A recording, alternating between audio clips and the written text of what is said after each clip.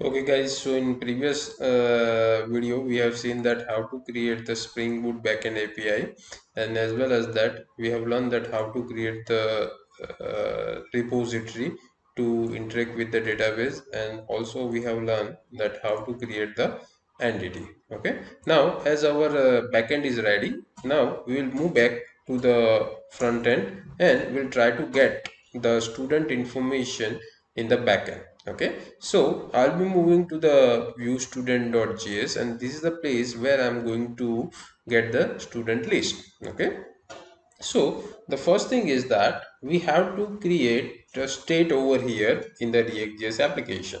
Okay, so how can I create a state?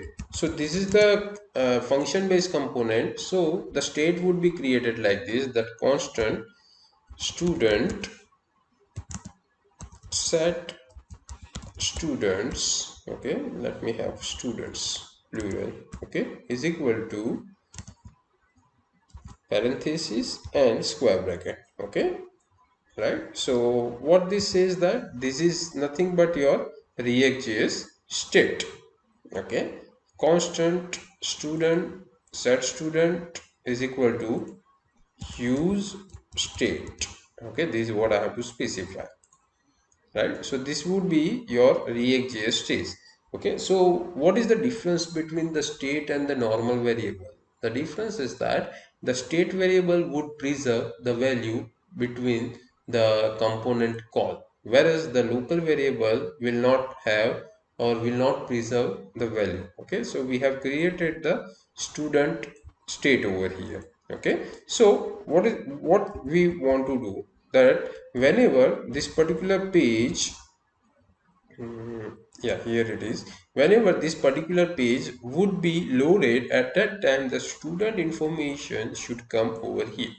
Okay, that is what we want, right? So how can I do that? So for that I have to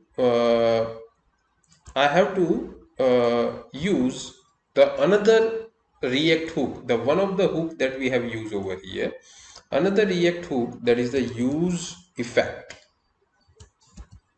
Okay, I'm using another React hook, that is a use effect. Okay,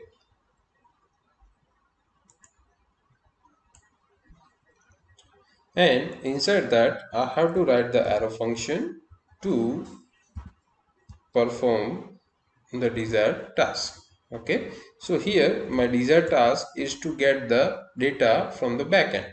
So to get the data from the backend, I require to use the API called Axios. Okay, so let's try to add the Axios support to our React.js application. So how can I do that? So I will go to the browser, and there I will write React.js Axios.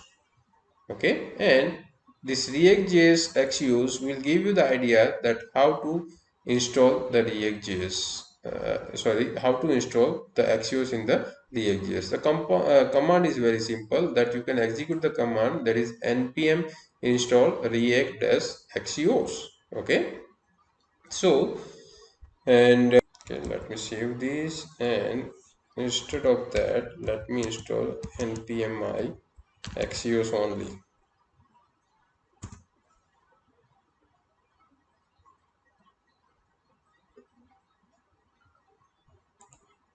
Okay, let me close and let me reopen it. The Axios should be there. Yes, it is there. Okay, let me go back to the view student.js, and here instead of this React, now what I supposed to do, Axios. Okay, so now I should get that option at Axios dot get. Yes, here it is. Okay, so here the argument would be what? The argument would be the URL that I supposed to specify. So guys, if you can recall, the argument was http colon local host. This is the address of the backend from where the information would come, students. Okay, and then I have to specify the promise, that is then. Okay, the data would come as a part of response, so response. Okay, and that I want to put the data into the student, so I will be writing set student Okay, and here I'll be specifying response dot data. Okay, and if is there any error, then it should be caught. Okay, so that's why I'm writing error. Okay, console.error also I can write, or I can specify the alert also. Error, alert, error. That's it. Okay, so what this particular code will do, it will load the student information when this component would be rendered on the page. Okay, once the data would be available, the data would be there in the response. Okay, so you are getting the data and you are binding the data to the student state variable. Okay, and that you can use to display. Okay, now I'm going to change over here that instead of this, okay, let's have the student id field label. Okay, this would be student name. Okay, and finally I would require student address. Student address. Okay, let me remove this. I don't require the fourth column right now.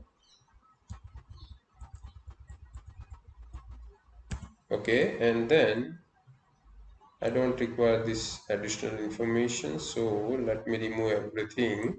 And now if you will see that the table will look like differently. Okay, so let me start the application. npm start. Okay, now you can see that the application started and only one record is displayed over there. Okay, so now instead of having this dummy record, now we will try to put the actual record. Okay, so let's go to the VS Code, and there here what I'm going to do, that whatever is there in this student state variable, that I'm going to iterate over here. Okay, so let me do that. How can I do that? Let me show you. So here, this is going to be the JavaScript code. So I'm going to write this thing inside the curly braces. Okay, right, and here the function which I'm going to use called students dot map is the function. Okay, and here what will happen, that the student information or individual student would come from the map. Okay, right, and that would be mapped inside this row. Okay, so let me put that closing bracket over here, and this would be arrow function. Okay, and now instead of this one, what I supposed to write, I have to write student dot id. Yes, it is coming.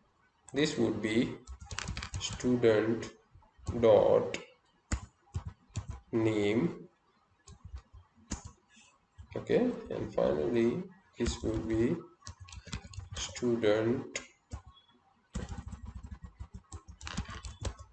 dot address.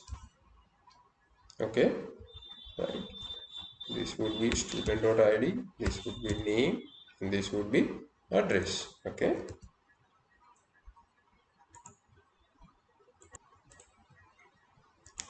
okay, as this is the JavaScript code, so I must have to write inside the curly brace, then and then it would work, otherwise not.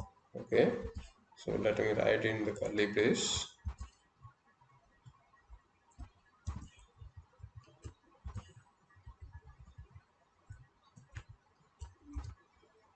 Okay, perfect. That student.id. Okay, it says that the student, okay, not defined, so this is, there is spelling mistake.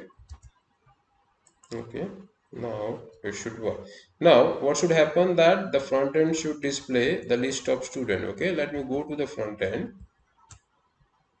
Again it shows that Axios error. So what the error is, the error is, okay, like the React.js is working on the different server, and the Springboot is working on the different server. Okay, so I must have to tell to the Spring Boot application that the request may come from the React. Okay, so I'm moving back to the Spring Boot, moving to the controller, and inside the controller I'm going to specify one more annotation called cross origins. Okay, and inside that I'm going to specify origins is equal to http colon local host colon the request would come from the 3000. Okay, and I require to rerun the Spring Boot application.